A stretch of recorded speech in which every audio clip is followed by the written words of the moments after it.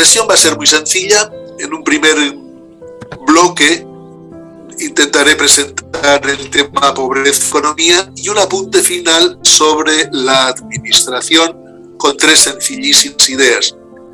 Quería también comenzar referenciando hacia el Evangelio el tema que nos ocupa en esta ocasión. Y se me ocurre que la referencia evangélica, una al menos de las más elocuentes, sería las propias palabras del Señor Jesucristo cuando nos dice: no podéis servir a Dios y al dinero. Creo que esa es una referencia que tendríamos que pensar con cierta frecuencia. Y luego me parece que también es una referencia evangélica interesante la que el Señor nos hace cuando las parábolas de los talentos y los denarios que aquel rey que sale de viaje deja a sus empleados, a sus criados, y que recientemente hemos proclamado en la liturgia eucarística. Si sois de fiar en lo poco, también se os confiará lo de más valor. Creo que aquí tenemos 2 referencias evangélicas que nos pueden ayudar en el día a día a manejar este asunto que fácilmente los bienes materiales y el dinero pueden absorber nuestro corazón y podemos caer en la trampa de la idolatrización de los bienes materiales que hoy pues grandes sectores de nuestra sociedad han sucumbido a esta idolatrización. Se me ha ocurrido, yo no recuerdo si lo comenté o no durante las jornadas del capítulo general, 3 ideas magníficas que me encontré quizás a principios de este siglo XXI, como resumen de un seminario que los superiores mayores de la vida religiosa, masculina y femenina, habían realizado en Roma. El tema del seminario era cómo gestionar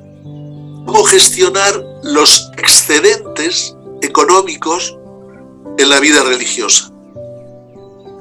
Es un tema que muchas veces pues debatimos, hablamos sobre ello, y me pareció muy sugerente, y es lo que yo voy a compartir con ustedes, hermanas, casi de forma esquemática para no robar demasiado tiempo. Ellos llegaron a 3 grandes conclusiones que son en las que voy a fijarme y a compartir con ustedes. La primera de estas conclusiones, yo creo recordar que lo definían así: el dinero no es el estiércol de Satanás. A veces en la tradición moral y determinados autores de teología moral han visto peligros en el dinero, y a lo mejor alguno pudo utilizar esta expresión metafórica del estiércol de Satanás. No. El dinero, hermanas, no es estiércol de nadie. El dinero es un papel que, si lo sometemos a un análisis de laboratorio, pues los resultados serán muy coincidentes con otro papel pintado del mismo color. Sería prácticamente el análisis el mismo.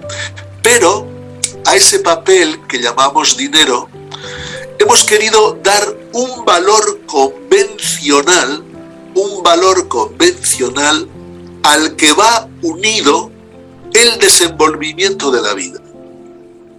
Y aquí es donde está la riqueza y el peligro del dinero. Porque sin él, el desenvolvimiento de la vida es muy difícil que se produzca dignificando a las personas. Y con él, el desenvolvimiento de la vida puede llegar a actuaciones verdaderamente execrables, sobre todo cuando desbordamientos del poder de la economía hace que se desequilibre la balanza, produciendo esa vida de derroche en determinadas atmósferas de privilegiados, siempre minoritarias, y una gran carencia de lo imprescindible para desarrollar la vida en grandes masas sociales. En nuestras sociedades que llamamos desarrolladas, este elemento que llamamos dinero y que es un valor convencional al que va unido el desenvolvimiento de la vida, en estas sociedades desarrolladas va en cierto modo también unido al instinto de supervivencia. Por eso es tan apetecible y por eso el dinero fácilmente puede atrapar nuestro corazón y destruir nuestra libertad, la libertad de nuestro interior. Si no estamos muy vigilantes, también las religiosas y los religiosos corremos el riesgo de ser encadenados por esta esclavitud del dinero. Por tanto, hermanas, creo que hemos de vivir esta realidad sin frivolizarla, sin frivolizar el dinero, sin frivolizar los bienes materiales, dándoles el valor que en sí encierran y gestionándolos siempre, y este es el sentido profundo de nuestra pobreza y de nuestra evangelización, que hablaré ahora, gestionándoles siempre hacia esa dignificación de todo ser humano, sin exclusión de nadie, de ninguna persona. La segunda gran conclusión a la que llegaban los superiores mayores en este seminario de hace ya unos cuantos años, quizás todo lo que llevemos de siglo o unos 20 años, su segunda gran conclusión fue esta: los excedentes económicos en la vida religiosa hemos de ponerlos al servicio de la evangelización. Ciertamente esto es muy interesante, muy interesante. Y se me ocurre pensar, hermanas, que en este objetivo de dedicar nuestros excedentes económicos al servicio de la evangelización, un punto primordial se me ocurre pensar, luego lo podemos discutir si ustedes desean, pero se me ocurre pensar que es nuestra propia formación. Nuestra propia formación es base para la evangelización. Creo que sí que comenté en alguna ocasión en el capítulo general que celebramos en Ávila que después de estos años de trabajo en la Curia General yo había llegado a la conclusión, que puede ser más o menos acertada, pero es mi impresión personal, que el futuro de la orden, el futuro de la familia dominicana, atraviesa por estas dos grandes coordenadas: formación y comunión.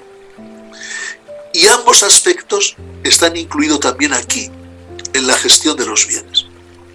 Por eso, poner nuestros excedentes económicos al servicio de la evangelización encierra este afán por nuestra propia formación.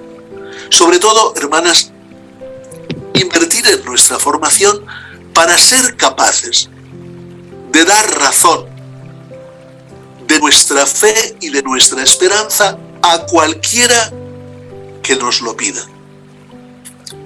No es para saber más que nadie, no es para caer en la trampa de la titulitis, no.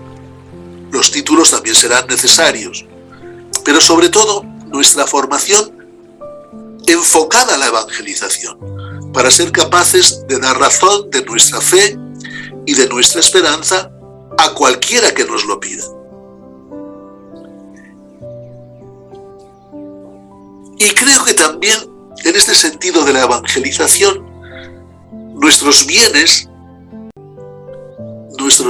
nuestros excedentes económicos deberían estar también dirigidos a mejorar nuestros centros. Toda la clase de centros que gestiona la congregación. El otro día una hermana me hablaba de algunos centros en los que ustedes trabajan y en los que yo no he hecho un énfasis excesivo. Pero ahí están y son igualmente válidos que los centros educativos o cualquier otro. Siempre que intentemos cualificar nuestros centros, sean educativos, sean asistenciales, sean pastorales, sean asilos, sean orfanatos, sean residencias de cualquier tipo, sea cual sea nuestra acción, hermanas, cualificarla. Y la cualificación de nuestras tareas y de nuestros centros necesitan también inversión económica. No para entrar en la trampa de la competición. No se trata de eso, hermanas. Entrar en la trampa de la competición no sería evangélico. Cualificar nuestros centros, sean de la índole que fueren, para mejor transmitir desde ellos el modelo de persona que se desprende del Señor Jesucristo. Esta es la razón. Esta es la razón, no para competir con nadie. Intentamos tener los centros mejores según nuestras posibilidades, tampoco tenemos que ser exagerados, pero según nuestras posibilidades, intentar cualificar al máximo nuestros centros y nuestras tareas, no para competir, insisto, hermanas, sino para mejor transmitir el modelo de persona que se desprende del Señor Jesucristo. El tercer punto, la tercera gran conclusión de este seminario al que aludo fue poner nuestros excedentes económicos al servicio de la solidaridad. Y aquí sí que tenemos un componente evangélico absolutamente maravilloso, y es la compasión. La compasión, ustedes lo saben muy bien, como parte de su propio carisma. Su fundadora fue una mujer extraordinariamente compasiva, y esto está en el origen, en las raíces de su identidad carismática, está en el corazón del cristianismo, está en el corazón de la experiencia cristiana y está igualmente en el corazón del carisma dominicano, la compasión.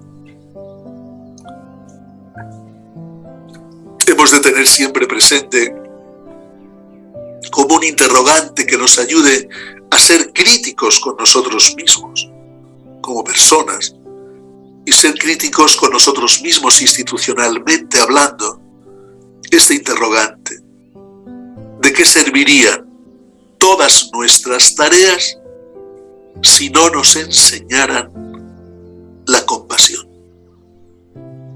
En cierto modo, todo debería estar focalizado, hermanas queridas, hacia la realización de esta gran virtud evangélica. Compasión que dignifica la vida del ser humano. Compasión que alivia sufrimientos. Compasión que presenta con la mayor nitidez, invitando a seguir el modelo de persona que se desprende del Señor Jesucristo. Y todo esto entiendo, y terminamos así la primera parte de nuestra reflexión. Entiendo que todo esto, hermanas, reclama de nosotros sencillez de vida y un cierto nivel de austeridad, de sobriedad. Estamos en una sociedad del despilfarro y quizás las circunstancias mundiales que ahora estamos viviendo nos están imponiendo una cierta sobriedad y una cierta austeridad. Nosotros deberíamos ser pioneros como religiosas, como religiosos, en este estilo de vida sencillo. Vivir sencillamente para que otras y otros puedan sencillamente vivir, tiene una conexión muy directa con el tema previo de la compasión. Todo ello, y concluyo esta parte primera, reclama de nosotros una espiritualidad de ojos abiertos para estar muy atentos a lo que ocurre a nuestro alrededor, para poder ser mujeres y hombres compasivos, oídos atentos al gemido del sufrimiento humano, que tantas veces es un susurro muy discreto, y si no estamos atentos puede pasar desapercibido. Seguir cultivando la profundidad de nuestro ser para que podamos decirnos que somos mujeres y hombres que portan en su vivir y en su obrar un corazón compasivo, espiritualidad de corazones compasivos, de pies ligeros, como los de la Virgen María, que se fue a prisa a la montaña. Es una imagen preciosa. La Virgen María detecta una necesidad y se fue a prisa, dice San Lucas. San Lucas es muy detallista. Pies ligeros para atender las necesidades. Y manos disponibles, pues para realizar, para que no sea una teoría, para que sea realmente una transformación efectiva de la realidad sufriente. Y por último, en esta segunda parte, unos apuntes muy sencillos sobre la administración. Todo lo anterior, hay unas conexiones en cómo gestionar los bienes y cómo hacerlo con un talante evangélico. Y sobre la administración, hermanas, querría compartir con ustedes estas tres ideas básicas también, tres ideas básicas, que ustedes seguro que han tratado también en sus trabajos por grupos. La honradez, la